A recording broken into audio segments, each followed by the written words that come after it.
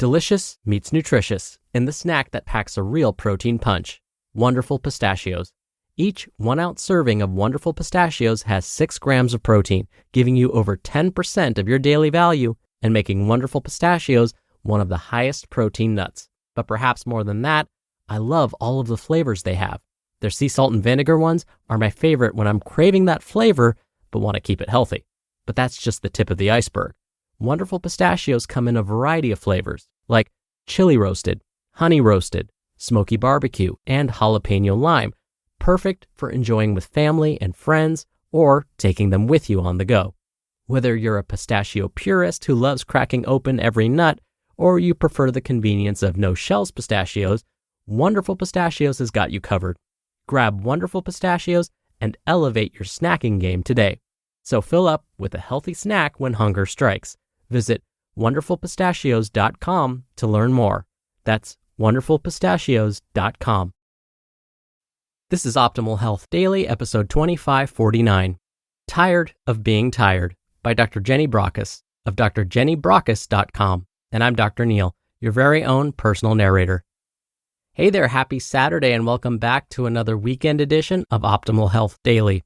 This is where I read to you from some of the best health and fitness blogs on the web, kind of like an ongoing audiobook, and always with a bit of my commentary at the end. Now, a couple of days ago, I read to you an article that gave us some tips on how to get the best sleep possible. We're going to continue with that idea today, and I have a feeling we just might hear some common themes based on the last time we discussed this topic. So, with that, let's get right to the post as we optimize your life. Tired of Being Tired by Dr. Jenny Brockis of drjennybrockis.com. Quote, I cannot get to sleep tonight. I toss and turn and flop. I try to count some fluffy sheep, while o'er a fence they hop. I try to think of pleasant dreams, of places really cool. I do not know why I cannot sleep. I slept just fine at school. Kathy Kenny Marshall. Sweet sleep. It's the stuff some of us can only dream of. Yet sleep is essential for best brain performance. It's the one thing that can never be up for negotiation in any shape or form if we are serious about wanting to get the best out of our brain every day. Keeping on top of everything and still operating at a high level takes time and effort. With big days, long hours, and multiple demands on our time, managing our energy to get through everything can be more than a bit of a juggle.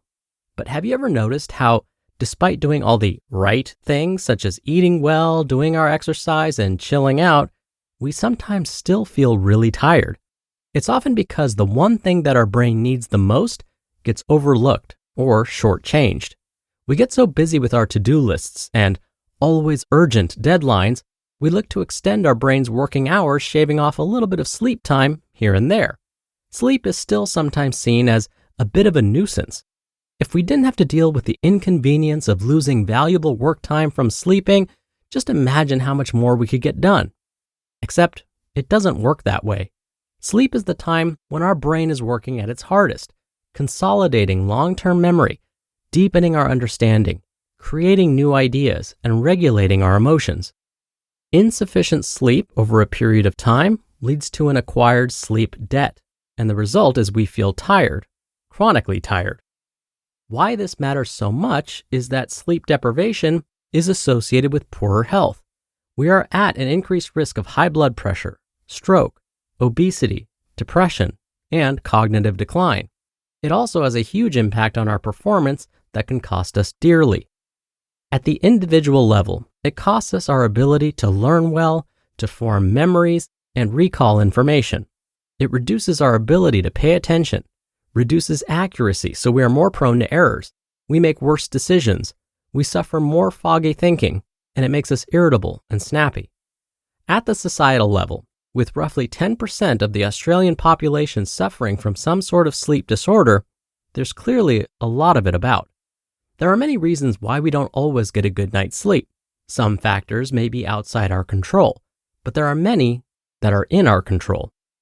How we choose to live and work can often lead to poorer sleep. Have a listen to the following statements and ask yourself if any of these apply to you, and if so, how much is it impacting your ability to do your work and do it well? By the way, it's important to be honest here. There can be a big difference between knowing the right answer and what we actually do. You regularly work extended hours or pull all-nighters to get all your work done.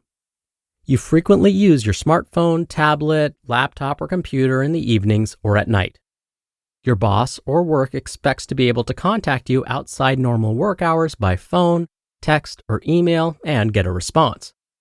You work hard all day long from start to finish. There's rarely time to take a break, let alone stop for lunch other than eating al desco, and you have a bladder with the capacity any self-respecting camel would be proud to have.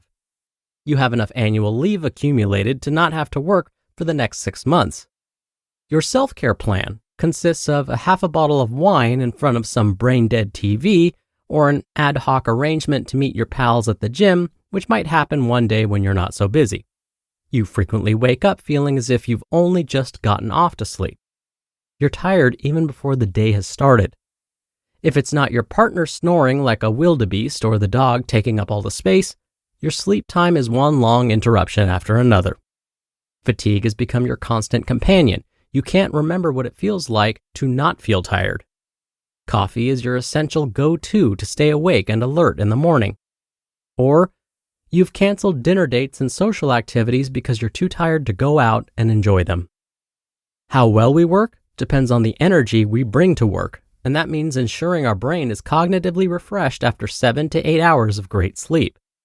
If sleep is something you think you could do with more of, learning and implementing good brain hygiene is all about regularity, starting with keeping to a regular sleep schedule, having a wind-down ritual, taking regular brain breaks during the day, exercising regularly, keeping the sleep cave just for sleeping and for those intimate moments, turning off technology 2 to 3 hours before bedtime, and avoiding sleep poison like alcohol, big meals before bedtime, and caffeine.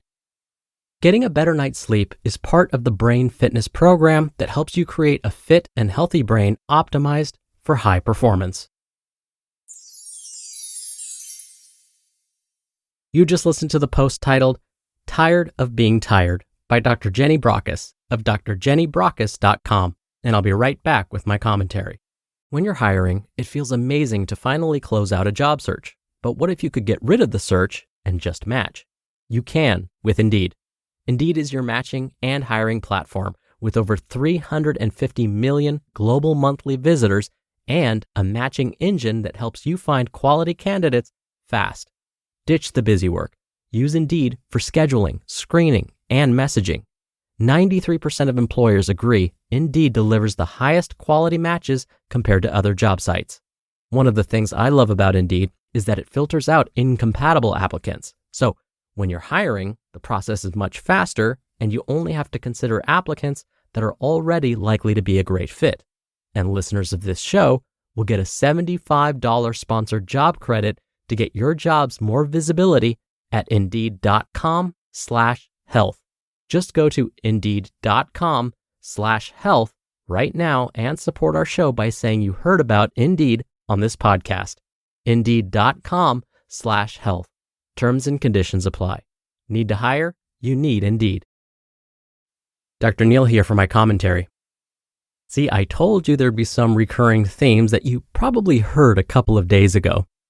Now, whenever multiple experts in the field agree on something like how to get better sleep and multiple research studies support their advice, it probably means we should consider their recommendations. And when it comes to trying to get better sleep, we may not have to do everything listed. Instead, incorporating 1 or 2 of these recommendations may be just enough to get us on the right track.